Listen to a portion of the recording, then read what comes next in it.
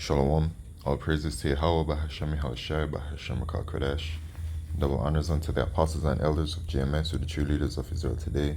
And salutations to all the Akim who do this work in truth and sincerity, who are risking their lives and their freedoms to do so, as well as the scattered Israelites who come looking like the heathen, but are not, by way of their forefathers' seeds, who are Israelite men. The true name of the Most High is Yahweh, and his son's name is Yahushai. And the Lord's holy chosen people are the so-called Negroes, Latinos, and Native Americans, as are the ones who suffer under the curses in the book of Deuteronomy.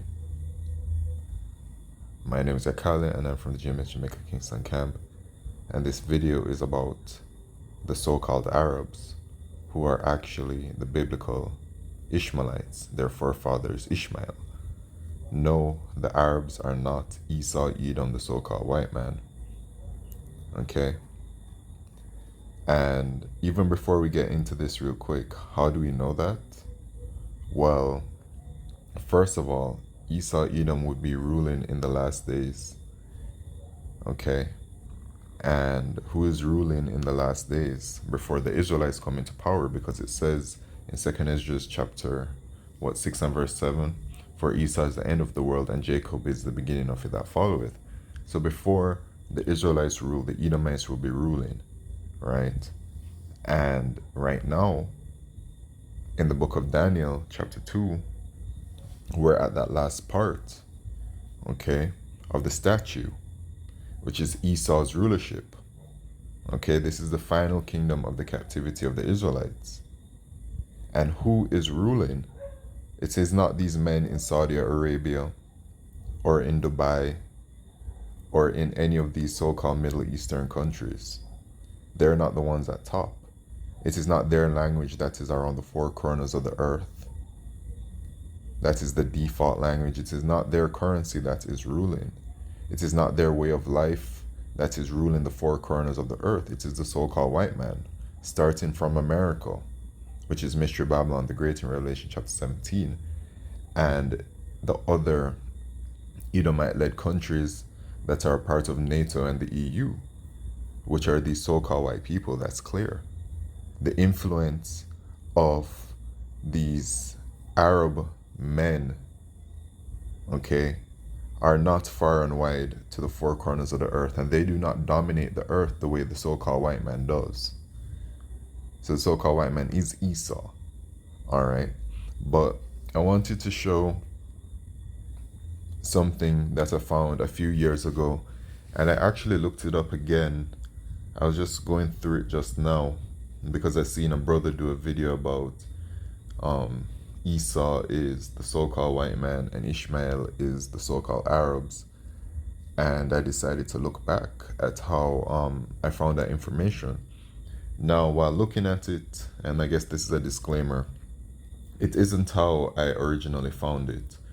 It appears that since that information was put there, that they have changed it up a bit, or tried to, or made it more difficult to find, because it took me a while, just a little bit, not too long though.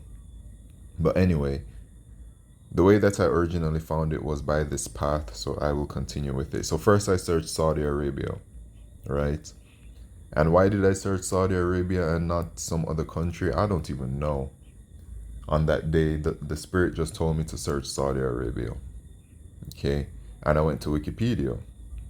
And so I went to the Saudi Arabia and the Wikipedia, and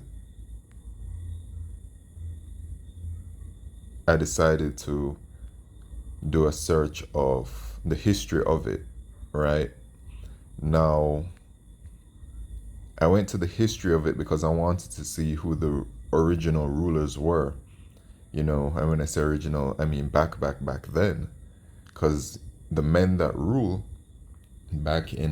going back to the 1700s, 1600s, and even before that, that's how you'll be able to kind of tell, right? So you follow the lineage of the father because you are what your father is. The seed is passed through the nation. The nation is passed through the seed of the man, okay? So I went to Saudi Arabia and I searched. See, so even out the gate, they changed up some stuff here. But I went to, it says the modern The area of modern day Saudi Arabia formerly consisted of mainly four distinct historical regions. Going on down, it says the Kingdom of Saudi Arabia was founded in 932 by King Abdulaziz, known as Ibn Saud in the west.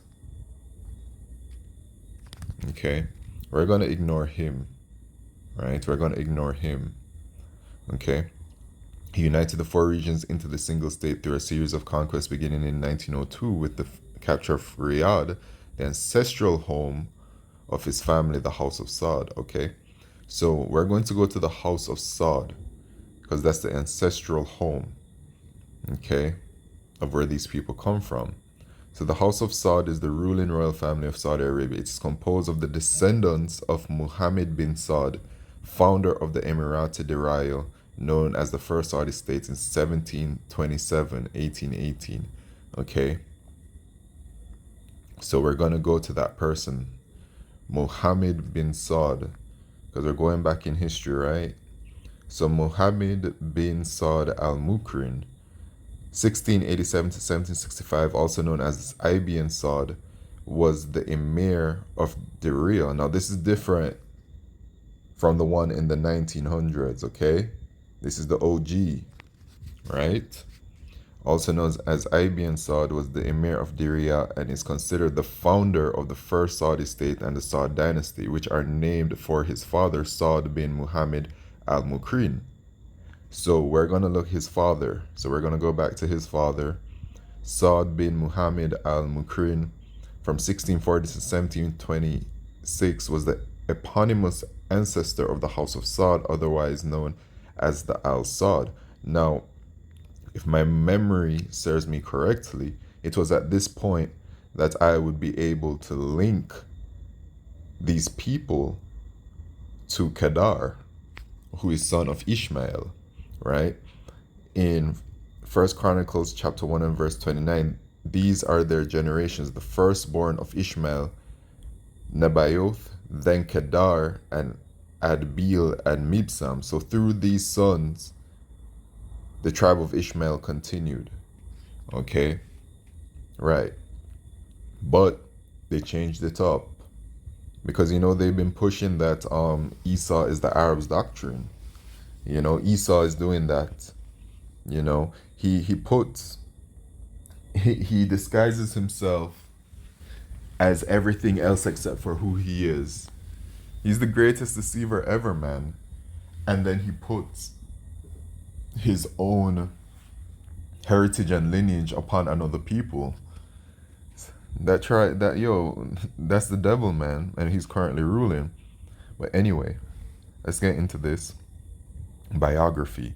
Saud was descended from the al-Mukrin family, whose earliest recorded ancestor was Mani bin Rabaya al-Murayadi, who settled in Diriyah in 1446 to 1447 with his clan, the Mruda. The Mruda are believed to be descended, okay? So he came from the clan Mani bin Rabaya al-Muradi, okay? Comes from the clan of Maruda. The Maruda are believed to be descended from the Banu Hanifa branch of the Rabaya tribal confederation. So first of all, let's go to this individual, Mani bin Rabaya. Okay, so from 1400 to 1463 is the oldest recorded ancestor of the House of Saud, which currently rules in the Kingdom of Saudi Arabia. Okay, so it says he was a member of the Maruda clan. The Maruda clan was believed to be descended from the Banu Hafi branch of the larger Rabaya tribal confederation. Okay, so they're saying that's where he's from. Now let's take a look at where this links us to. Banu Hanifa is an ancient Arab tribe inhabiting the area of Al-Yamamah in the central region of modern Saudi Arabia. The tribe belongs to the great Rabai'ah branch of North Arabian tribes, which also included Abdul Qais, Taglib, Al-Namir, Ibn Qasit, and Anazah. Though counted by the classical Arab genealogists as a Christian branch of Bani Bakr, they led an independent existence prior to Islam. The ruling House of Saud of Saudi Arabia belongs to it. Okay, now this part, please bear with me, because there's so much searching. Okay, so that one right there. All right, so I think we're getting to where we need to go to. So here we go. Banu Hanifa belongs to the great Rabbi Ab branch of North Arabian tribes. Let's see where this takes us to. And this takes us to Rabbi and Nizar is the patriarch of one of the two main branches of the North Arabian tribes, the other branch being founded by Mudhar. Wonder what Mudhar says. So it's a part of the northern tribes.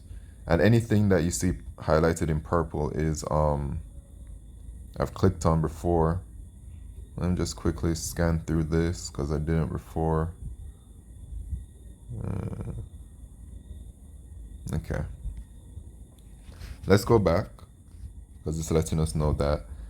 I want to go to this Rabbi Ibn Nizar is the patriarch of one of two main branches of the northern tribe, which are called the Adnanite tribes. So the Adnanites were a tribal confederation of the Ishmaelite Arabs, traces their lineage back to Ishmael, son of the Islamic prophet and patriarch Abraham and his wife Hajar, through Adnan, who originate from the Hijaz. Let me see this. Okay. Their lineage from him could be further traced back up to prophets Adam. Well, yes, we all do. The purported first man on earth, and the Nuh, the founder of the first ship on earth. Nuh. Who's Nuh? They're talking Noah. Yeah, I figured Noah, but they be putting the name. I guess that's the Arabic for Noah, which is Nuh or Noh. Noh. The founder of the first ship on earth, the Islamic prophet Muhammad, belonged to the Quraysh tribe of the Adonites. Just looking at this right here as well. Okay. Anyway. I mean, we already got the answer, right? I'm sure you're able to see that, but let's keep reading. So the Adonites were from the tribe, and this is where these people came from, right? The oldest known ruler of that time. So it says, these people, the Adonites, are the Banu Adnan, which is the Kedarites branch of the Ishmaelites. Who are the Kedarites? They put a Q there, but the Kedarites are referring to Kedar, son of Ishmael, Kedar, a son of Ishmael, the descendants of Kedar. Oh, here it is. In the Hebrew, it's Kadarah, Kadar. There it is, okay. So that's why they put it there as Kadar. It says Qadar. Okay? And there it is, man. That's where these people originate from. Qadarite branch of the Ishmaelites. View of Kaaba in 1718, which was previously ruled by the Quraysh tribe of Adonites in pre-Islamic Arabia. It's them, man. The Arabs are Ishmael. According to the Arab tradition, the Adonites are the northern Arabs, unlike the Qattanite Arabs of southern Arabia, who are descended from Qattan, son of Islam, of the Islamic prophet Hud. Who's Hud? Okay, I don't know that part. But regardless, it's been proven, man, right here. You can't hide this truth, man. According to our Arab genealogical tradition, the Adonites are descended from Adnan, whom in turn comes from the Islamic prophet Ishmael. This is talking about Ishmael. This man right here, son of Abraham. This is the Ishmael, man, that they're talking about, Ishmael. Yes. This is him that they're referring to. So that's it, man. And here it is, where is it at? I'd have to, the Qattanite. Look at this. Look at this individual. That ain't Esau. That's an Arab. A so-called Arab. Look at him. That ain't no Edomite. That ain't no so-called white man. Even the way, look at that hair. Look at the way they do their hair. You know that style? Yeah, man. It's them. That nose, the eyes. Come on. Just look at him. He got them traits, man. You know when you look at Esau's I mean just look at the Roman Empire. Look at that. They don't be looking like this man at all. Oh. So that's it. According to the Arab tradition, the Catanites are from South Arabia, unlike the Adonites who are from the northern of Arabia, descended from Ishmael through Adnan. Boom, there it is. So Ishmael are the Arabs, and it's been proven again once more. Very beautiful. So that I like to say all praises, glory, and honor to Yahweh, Shemishah, Beshim Kakodesh, Wa Abad Babal, Shalom.